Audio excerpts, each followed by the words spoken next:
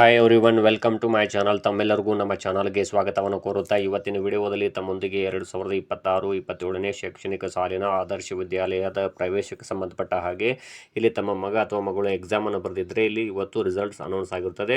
ಹೌದು, ಕರ್ನಾಟಕ ಸರ್ಕಾರವು ಇಂದು ಆದರ್ಶ ವಿದ್ಯಾಲಯದ ಪ್ರವೇಶ ಪರೀಕ್ಷೆ 2026-27ನೇ ಶೈಕ್ಷಣಿಕ ಸಾಲಿನ ಅಂಕಗಳನ್ನು ಪ್ರಕಟಿಸಲಾಗಿರುತ್ತದೆ. ಇದಕ್ಕೆ ಸಂಬಂಧಪಟ್ಟ ಹಾಗೆ ತಮ್ಮ ಮಗ ಅಥವಾ ಮಗಳು ಎಕ್ಸಾಮ್ ಬರೆದಿದ್ದರೆ ರಿಸಲ್ಟ್ಸನ್ನು ಯಾವ ರೀತಿ ಚೆಕ್ ಮಾಡ್ಕೊಳ್ಳೋದು ಅನ್ನೋದನ್ನು ತಮಗೆ ತಿಳಿಸ್ಕೊಡ್ತಾ ಹೋಗ್ತೀನಿ. ಇನ್ನು ತಾವುಗಳು ನಮ್ಮ ಚಾನಲ್ ಫಸ್ಟ್ ಟೈಮ್ ನೋಡ್ತಾ ಇದ್ದರೆ ತಾವೆಲ್ಲರೂ ಕೂಡ ಈ ಚಾನಲ್ ಸಬ್ಸ್ಕ್ರೈಬ್ ಆಗಿ ಅಂತ ತಿಳಿಸುತ್ತಾ, ಇಲ್ಲಿ ನೋಡ್ಬೋದು ಇಲ್ಲಿ ಯಾವ ರೀತಿ ರಿಸಲ್ಟ್ಸನ್ನು ಚೆಕ್ ಮಾಡ್ಕೊಳ್ಳೋದು ಅನ್ನೋದನ್ನು ತಿಳಿಸ್ಕೊಡ್ತಾ ಹೋಗ್ತೀನಿ. ದಯವಿಟ್ಟು ಮೆನು ವಿಭಾಗದಲ್ಲಿ ಪರಿಶೀಲಿಸಿ ಅಂತ ಹೇಳಿದ್ದಾರೆ.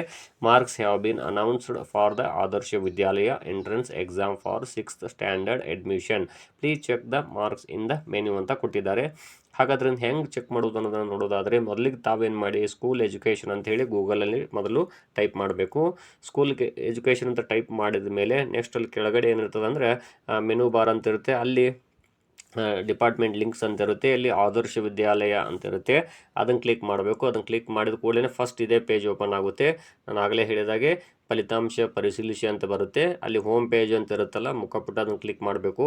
ಅದು ಆದಮೇಲೆ ಇಲ್ಲಿ 2026-27ನೇ ಸಾಲಿನ 6ನೇ ತರಗತಿ ಪ್ರವೇಶ ಅಂತ ಇರುತ್ತೆ. ಅದರ ಕೆಳಗಡೆ ನೋಡ್ತಾ ಬಂದಾಗ ಪಡೆದ ಅಂಕಗಳನ್ನು ಪರಿಶೀಲಿಸಿ ಅಂತ ಇರುತ್ತೆ.